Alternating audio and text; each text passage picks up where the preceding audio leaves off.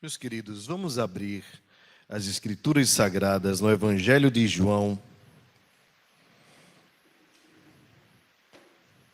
no capítulo 21.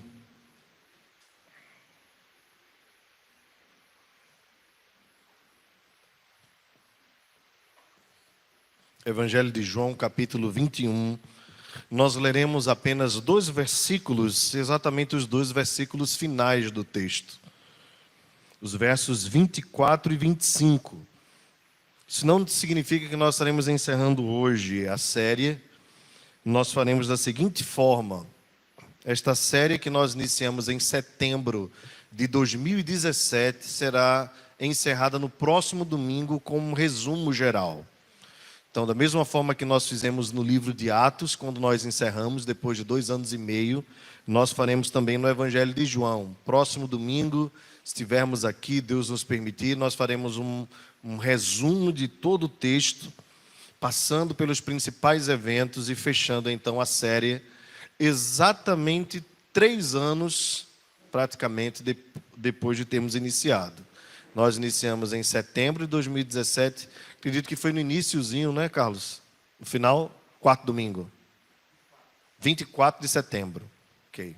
Então, faltando aí pouco tempo para 3 anos, né? Claro que tirando o período da pandemia. Então, irmãos, é uma bênção podermos fazer a exposição de um livro, seguirmos nela, porque nós mergulhamos na mensagem, nós conseguimos perceber as características do autor. É o seguinte, pense da seguinte forma: você recebe no mesmo dia 5 cartas de 5 pessoas diferentes. Se você ler um parágrafo de cada uma, você pode confundir as histórias, né? E dar um nó na cabeça.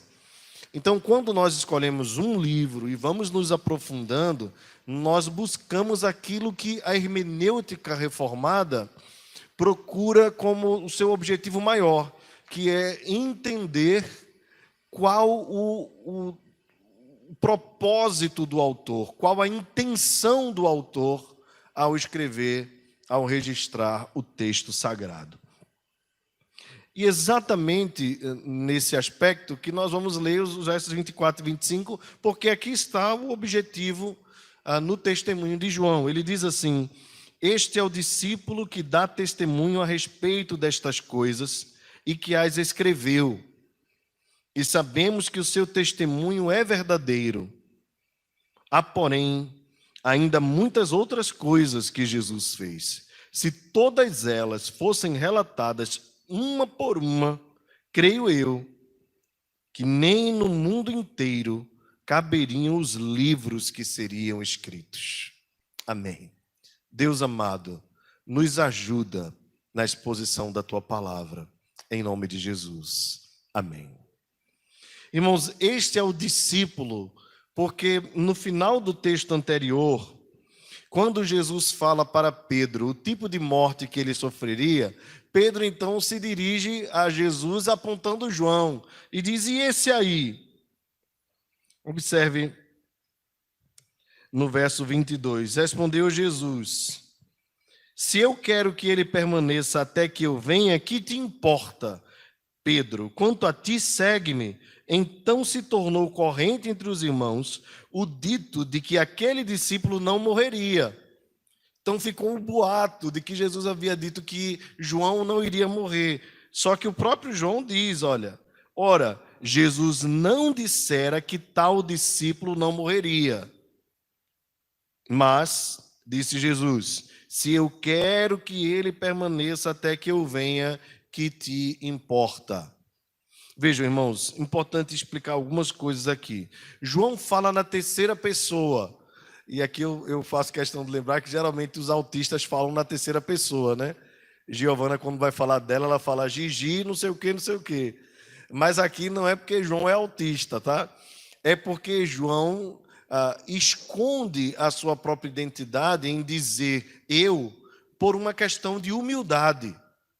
Porque quando João fala a respeito da relação dele com Jesus, era a relação de maior amor que nós vemos entre os discípulos.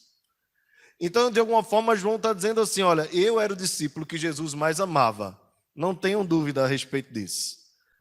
Era eu quem reclinava a cabeça sobre o peito de Jesus. Foi a mim que Jesus confiou o cuidado da sua mãe, dizendo: filho, eis aí a tua mãe.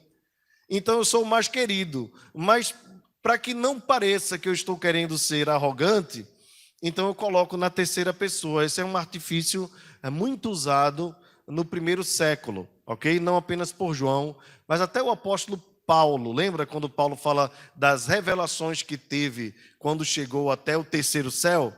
Paulo diz: conheci certo homem, certo? Ele não fala que era ele, mas depois ele se denuncia no próprio texto dizendo: mas para que, diante dessas revelações que eu tive, não me foste posto um espinho na carne. Então, quando é para falar da fraqueza, aí Paulo diz: sou eu esse homem, o fraco. Então dá para a gente entender no texto que Paulo foi alguém privilegiado de ter visto as coisas lá no terceiro céu. Nós só conseguimos ver um e muito mal, né? Não conseguimos entender o que acontece, apenas as nuvens, as estrelas e tudo mais, o sol e a lua. Mas Paulo foi ao terceiro céu e disse que viu lá coisas inefáveis, ou seja, coisas que não podem ser faladas, de tão grandiosas as visões que ele teve.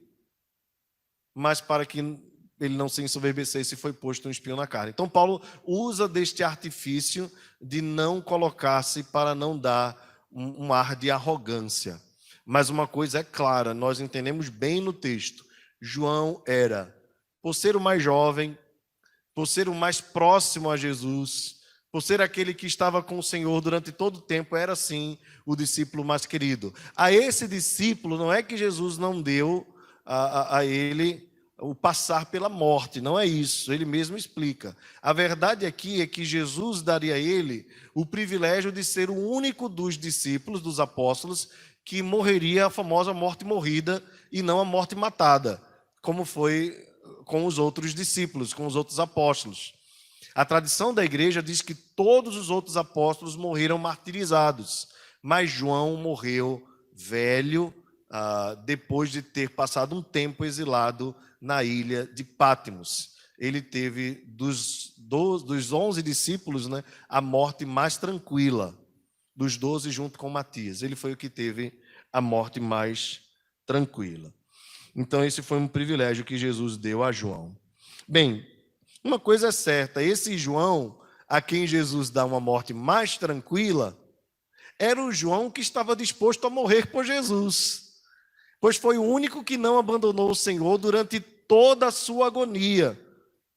Enquanto os outros discípulos fugiram, Pedro o negou, Judas o vendeu, e nenhum deles ficou, João foi aquele que permaneceu até o fim, acompanhando o sofrimento do seu Senhor. Exatamente aquele que estava disposto a morrer, Jesus deu a ele o privilégio de ter uma morte mais tranquila, talvez em ditosa velhice, creio eu. Então ele diz: olha, esse discípulo a quem Pedro apontou, preocupado se ele seria mais privilegiado do que os outros, é esse quem dá o testemunho a respeito das coisas e que escreveu este livro. Então aqui está a autoria clara do apóstolo João. A igreja do primeiro século não tinha dificuldade em compreender que era João, que foi João o autor desse texto. Não houve dificuldades sérias a respeito da sua autoria. Esse João, como nós bem sabemos, é o discípulo que acompanha e que relata milagres que outros discípulos não registraram, passagens que outros discípulos não registraram. Ele escreveu coisas maravilhosas e fez até comentários em alguns momentos importantes da sua própria mente, claro que inspirado pelo Espírito Santo. Então ele testifica: o que eu falei, cada palavra a respeito do Mestre do Senhor, o meu testemunho é verdadeiro, vocês podem confiar. Escrevi este livro para que vocês creiam que Jesus é o Filho de Deus e, crendo, tenham vida em seu nome. Mas gostaria de registrar, observe o verso 25, que há ainda muitas outras coisas que Jesus fez. Bem, irmãos, eu não quero cogitar aqui, até porque a nossa hora já está bem avançada. Mas vejam, Jesus curou cego, aleijado, surdo-mudo, lunáticos.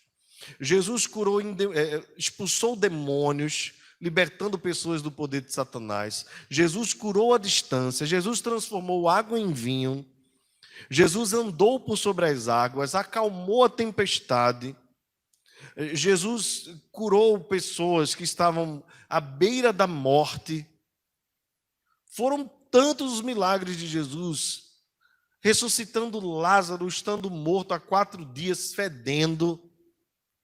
No final da história, aqui ainda no capítulo 21, depois que os discípulos querem seguir sua vida comum, dizendo, vou pescar, Jesus vai e ainda faz mais um milagre.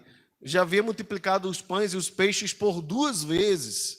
E agora, junto com Pedro, Tomé e os outros discípulos, tendo eles pescado a noite toda e nada tendo encontrado, Jesus diz, joga a rede aqui à direita. E eles colheram 153 grandes peixes, de sorte que eles tiveram dificuldade de trazê-los até a praia.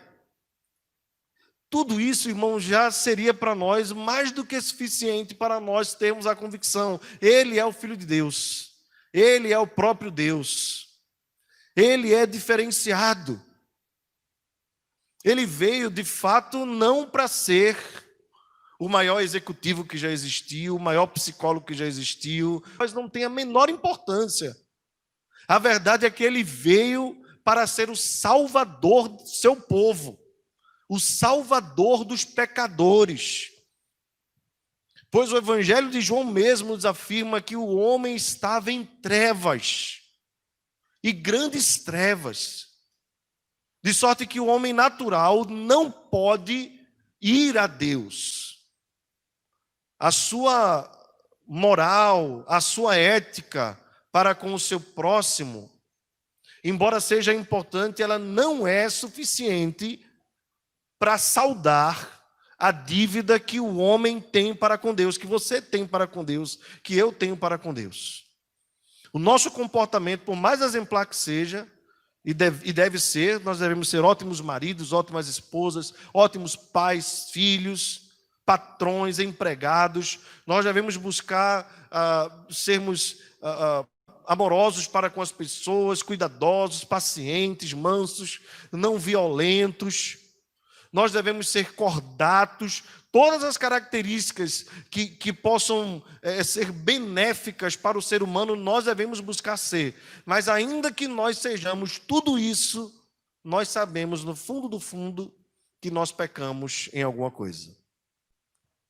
Às vezes, quando não praticamos, mas nós intencionamos alguma coisa que não é boa.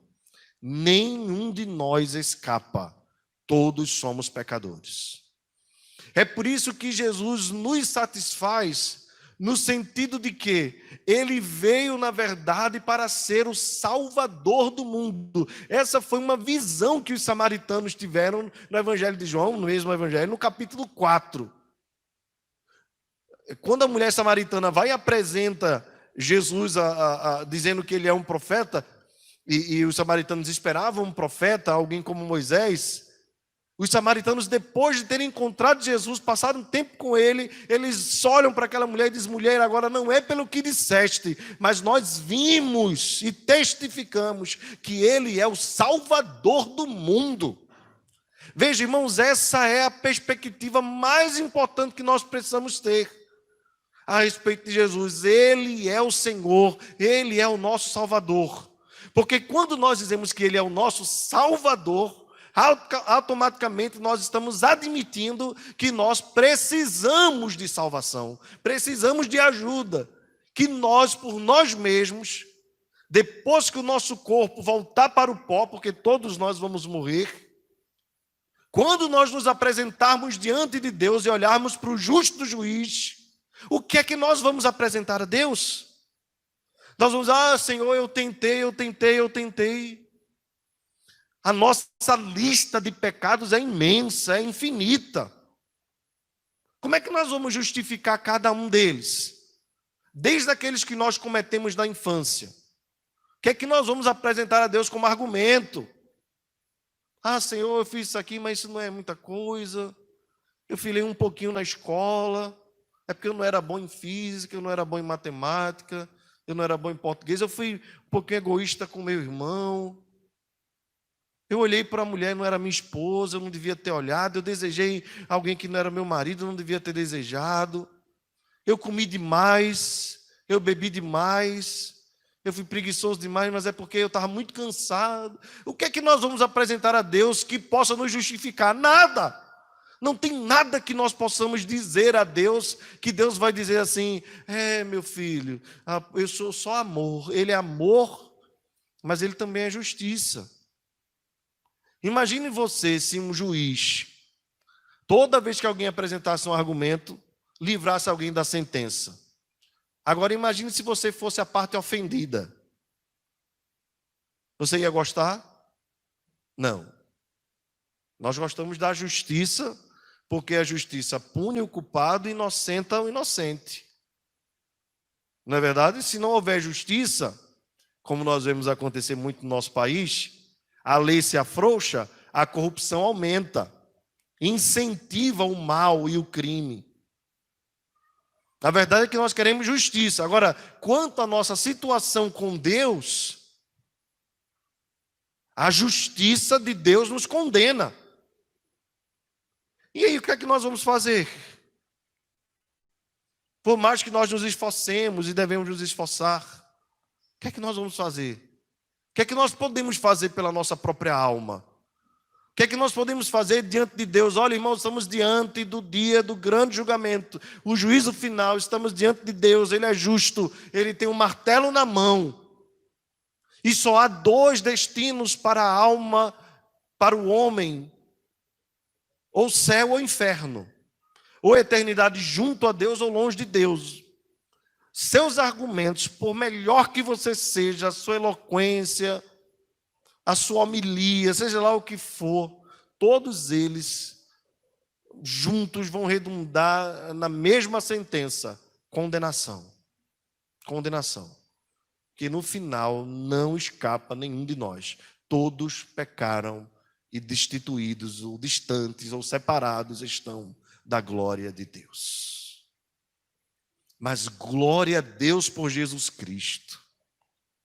Ele veio exatamente para assumir a nossa culpa. Ele veio exatamente para nos substituir.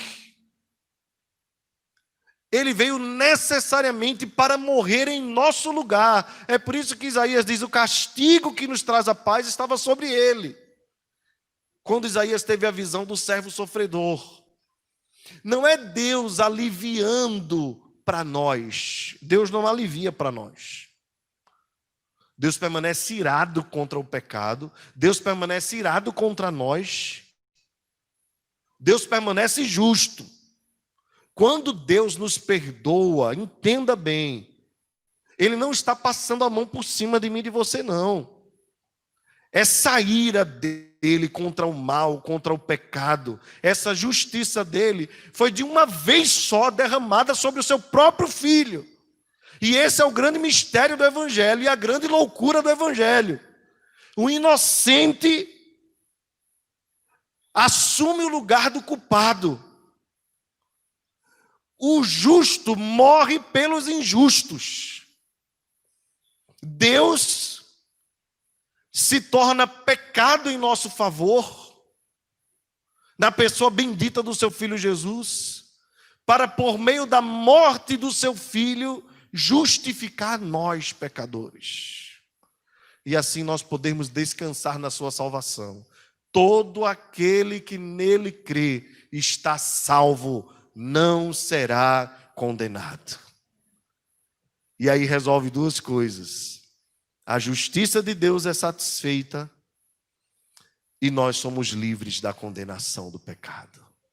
Agora, pois, já não há condenação para aqueles que estão em Cristo Jesus, porque a lei foi cumprida, a obediência foi perfeita, não a nossa, a de Jesus.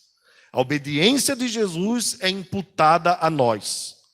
A justiça de Jesus é imputada a nós. E agora, justificados, pois, por meio da fé, temos paz com Deus, por meio de Jesus Cristo. Ou seja, todo litígio, toda guerra que havia entre o homem e Deus, toda barreira foi derrubada pela obra vicária, salvífica, perfeita do Cordeiro de Deus que tira o pecado do mundo. Qual a nossa parte nessa história? Crer de todo o coração, confiar a nossa vida, entregar a nossa vida a Cristo, rompendo com qualquer outro do passado, inclusive os deuses invisíveis, que são mais perigosos do que os visíveis. Quando eu digo assim, a minha vida, eu faço o que eu quero, você está dizendo, eu sou o meu próprio Deus. Quando você diz assim, eu tenho autonomia, liberdade, eu vou curtir do meu jeito, você está dizendo que você é o seu próprio Deus. Mas quando você assume um compromisso com Cristo, você diz, não vivo mais eu, mas Cristo vive em mim. E aí o teu viver, o teu procedimento, o teu dia a dia muda, não é porque você quis mudar, mas porque é impossível crer em Deus e não amá-lo ao ponto de viver uma vida de obediência. Amor e obediência andam juntos. Jesus disse, os meus mandamentos não são penosos. Não são penosos. Aquele que tem os meus mandamentos e os guarda, esse é o que me ama. O salmista Davi diz, o meu prazer está na tua lei, ó Senhor. E aí nós seguimos a Cristo, os seus mandamentos, os seus preceitos, não fazemos isso ou aquilo outro, não é com medo de ir para o inferno, não é com medo de dar mau testemunho ou qualquer outra coisa, é simplesmente por gratidão àquele que nos amou e se entregou por nós, é por amor. O amor passa a ser a motivação das nossas vidas. Infelizmente, há muitos crentes que vivem uma vida até regrada, mas motivados pelo medo. Medo de ir para o inferno. E suas vidas acabam se tornando um inferno mesmo.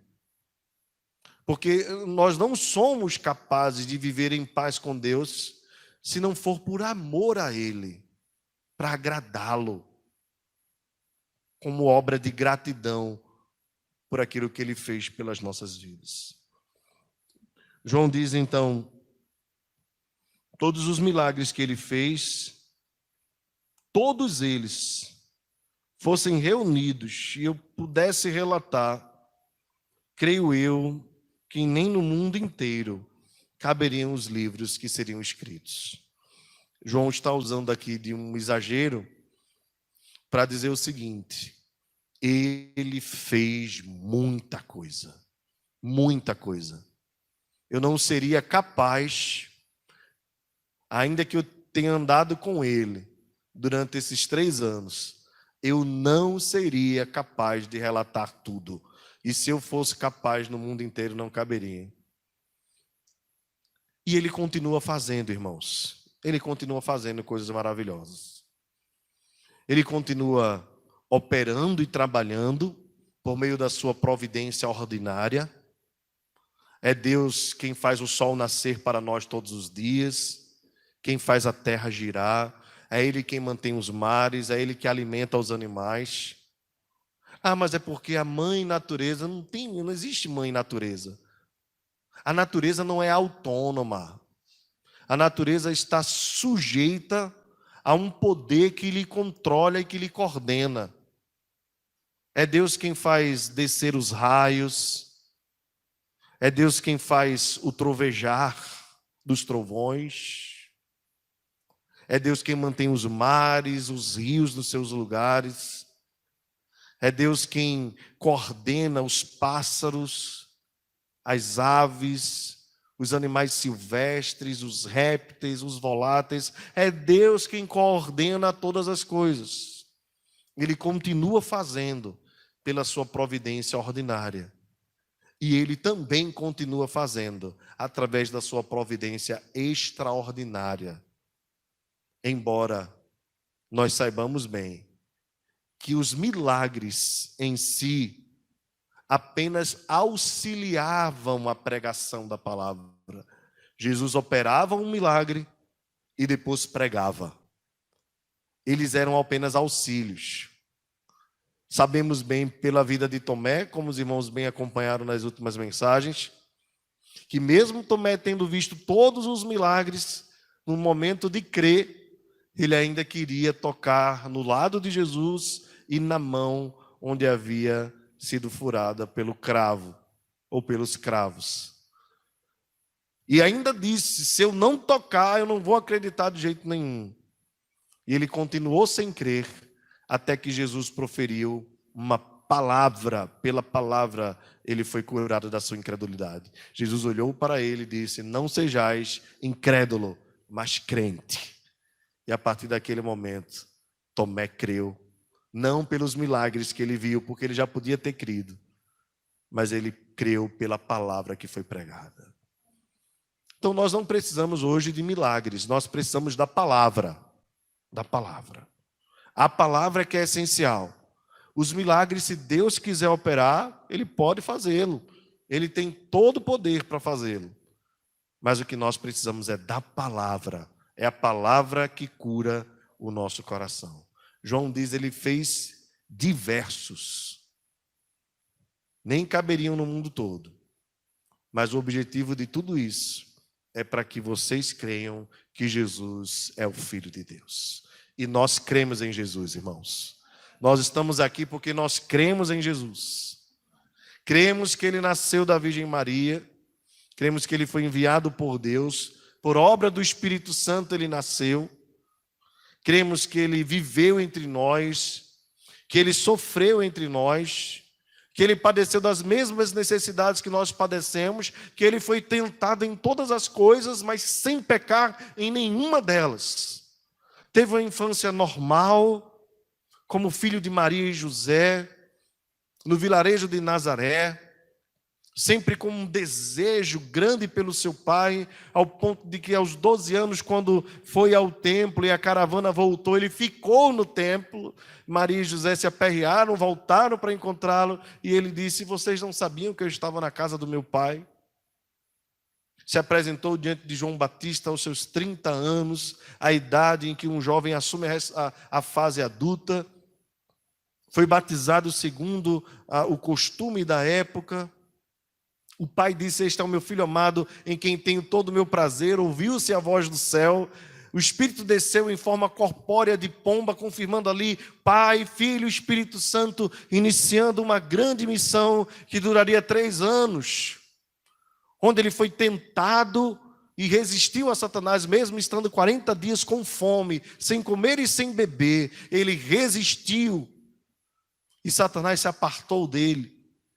E começou o seu ministério em Caná da Galileia, e o seu ministério ganhou grande proporção, sinais, prodígios, maravilhas, coisas extraordinárias que o mundo jamais tinha visto. Tudo ele operou, e no devido tempo ele subiu para Jerusalém, voluntariamente e obedientemente à voz do Senhor, para ter a sua vida ceifada. Naquela cruz, ele proferiu palavras de amor. Inocente, ele suportou até o fim. Ao 3º dia ele ressuscitou com poder e glória. As mulheres viram, Pedro viu, João viu. Os discípulos de Emaús caminharam com ele e não o perceberam, a não ser no momento após ele ter partido o pão e dado graças. E eles disseram: porventura não nos ardia o coração quando ele nos falava as coisas a respeito das Escrituras. Ele aparece aos discípulos, come com eles, mesmo estando a casa trancada, ele surge no meio deles, dizendo: paz seja convosco. E depois de Pedro e os demais estarem desanimados, talvez desiludidos, come com eles, tendo feito mais um milagre. Dos 153 grandes peixes, eles comem juntos. E Jesus chama Pedro para pastorear o seu rebanho. É esse Jesus que nós cremos. A Bíblia ainda diz que ele foi assunto aos céus, à vista de todos. E que nós não devemos continuar olhando para cima, porque esse que foi um dia vai voltar. Cremos na volta do nosso Senhor. Ele vai voltar com poder e glória. A Bíblia diz que todo olho verá. Todo olho verá. O sol e a lua vão se esconder. Jesus virá em poder, em glória. Manifesto a todas as nações. Buscar para si um povo para viver numa nova terra, uma nova vida. Os corpos dos mortos ressuscitarão, até o mar dará os seus mortos. E todos nos apresentaremos diante da presença de Deus, para o grande julgamento. E o julgamento é esse: quem crê no Filho tem a vida eterna, quem não crê está condenado. Quem crê está salvo, porque creu no unigênito Filho de Deus, confiou não nas suas próprias obras, não em Maria, em José, em homens, por melhores que eles sejam. Confiou apenas em Jesus. Ele é o único mediador entre Deus e os homens. Todo aquele que nele crê tem a vida eterna. Nós cremos em Jesus. Somos estes que creem em Jesus. Somos estes que creem que Ele é o próprio Deus e a vida eterna. Que Deus nos abençoe.